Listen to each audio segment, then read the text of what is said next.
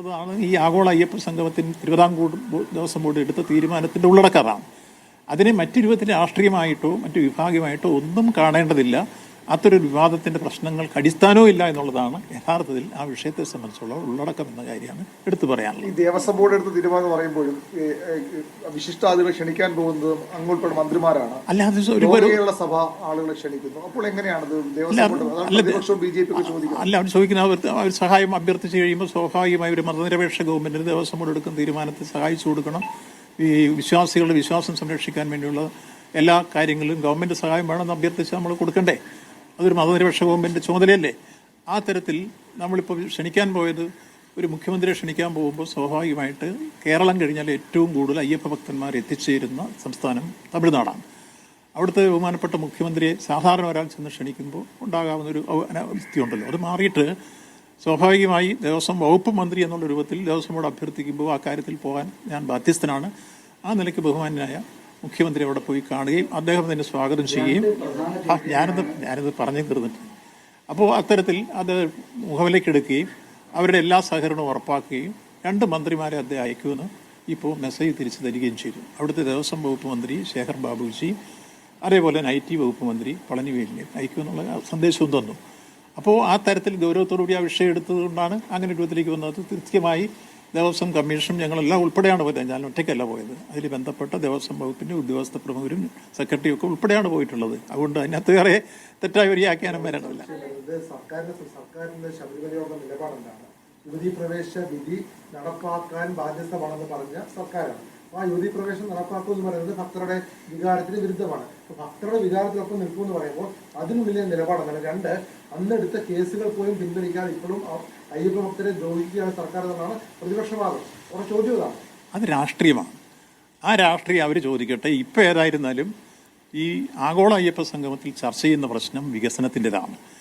മറ്റേ വിഷയം എന്ന് പറയുന്നത് ബഹുമാനപ്പെട്ട സുപ്രീം കോടതിയുടെ മുമ്പിൽ റിവ്യൂ പെറ്റീഷൻ അയക്കുന്ന വിഷയമാണ്. അതിനെക്കുറിച്ച് എന്തെങ്കിലും ഞാൻ കയറി ഇപ്പോൾ കമൻറ്റ് ചെയ്യുന്നത് നിങ്ങൾക്കെല്ലാം അറിയാം, സബ് ജുഡീസായി മാറും. അത് പറയുന്നത് ശരിയല്ല. അതുകൊണ്ട് അങ്ങനൊരു വിഷയം ഇവിടെ ചർച്ചയില്ല. അങ്ങനെ ഒരു രൂപത്തിലേക്ക് നമ്മൾ എത്തിയിട്ടുമില്ല. അത് വിവാദമാക്കേണ്ട ഒരു പ്രശ്നവും ഇപ്പോൾ ഇല്ല.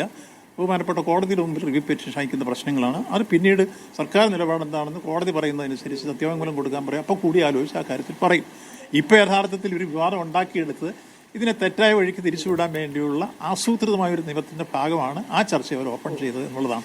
യഥാർത്ഥത്തിൽ ഈ വികസന യാഥാർത്ഥ്യം മുന്നിൽ നിർത്തിക്കൊണ്ട് നടത്തുന്ന ഈ പ്രവർത്തനം മറ്റൊരു രൂപത്തിലേക്ക് വഴിതിരിച്ചു വിടാൻ കഴിയുമെന്നാണ് ആ വാദത്തിൻ്റെ മുമ്പിലും ഈ വിവാദങ്ങൾ ഉണ്ടാക്കുന്നതിൻ്റെ എല്ലാം ഉള്ളടക്കം. അതുകൊണ്ട് ഞങ്ങൾക്ക് അവരോടെല്ലാം വിനയപൂർവ്വമായി പറയാനുള്ളത്, ഇത് തിരുവിതാംകൂർ ദേവസ്വം ബോർഡ് ഒരു വർഷം മുമ്പ് പ്ലാറ്റിനം ജൂബിലിയോടനുബന്ധിച്ചെടുത്ത സുപ്രധാനമായ തീരുമാനം വികസന രംഗത്തും ഭാവി പ്രവർത്തനങ്ങളും അവിടെ എത്തിച്ചേരുന്ന ഭക്തജനങ്ങൾക്ക് ഉറപ്പാക്കി കൊടുക്കേണ്ട അടിസ്ഥാന സൗകര്യങ്ങൾ എന്തൊക്കെ എന്നുള്ളത് സംബന്ധിച്ച ചർച്ചയും നിർദ്ദേശങ്ങളും ഭാവിയെ സംബന്ധിച്ചുള്ള ഞാൻ സൂചിപ്പിച്ച ആഗോള തീർത്ഥാടന കേന്ദ്രമാക്കി മാറ്റുക എന്നുള്ള പൊതുവീക്ഷണവും അവരെടുത്തിട്ടുള്ളതിന് സഹായം ചെയ്തു കൊടുക്കുന്ന പ്രവൃത്തിയായിട്ടാണ് മുന്നോട്ട് പോകുന്നത്. കേസിനെ സംബന്ധിച്ച് നേരത്തെ തന്നെ വ്യക്തമാക്കി, അതിൽ ചെറിയ കേസുകളെല്ലാം ഗവൺമെൻറ് ഒരുപാട് കേസ് പിൻവലിച്ചു.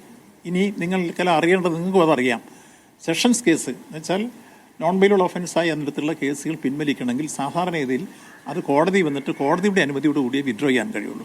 അതൊരു ഗൗരവം കൊടുത്ത് ആ കേസ് മുന്നോട്ട് നടത്തുന്ന രീതി അല്ല ഇപ്പോൾ ഗവൺമെൻറ് എടുത്തിട്ടുള്ളത്. കോടതിയുടെ അനുമതി കിട്ടിക്കഴിഞ്ഞാൽ ആ കാര്യങ്ങൾ ചെയ്യുന്നതിനുള്ള അനുഭവം എന്ന് നേരത്തെ തന്നെ പ്രഖ്യാപിച്ചു കഴിഞ്ഞിട്ടുമുണ്ട്. ഗവൺമെൻറ് മാത്രമേ പിൻവലിക്കാൻ പറ്റില്ല നോൺ ബെയിലബിൾ ഒഫൻസായിട്ട് സെഷൻസ് കേസ്. അല്ല, കൃത്യമായിട്ട് ആ വിഷയത്തെ സംബന്ധിച്ചും കോടതി വരുമ്പോൾ ഗവൺമെൻറ്റിൻ്റെ കാര്യങ്ങൾ ഓരോ കേസിൻ്റെ മെറിറ്റ് നോക്കി ചെയ്യുമെന്നുള്ള കാര്യം നേരത്തെ തന്നെ പറഞ്ഞിരുന്നല്ലോ. അതൊരു വിഷയമല്ല ഇപ്പോൾ.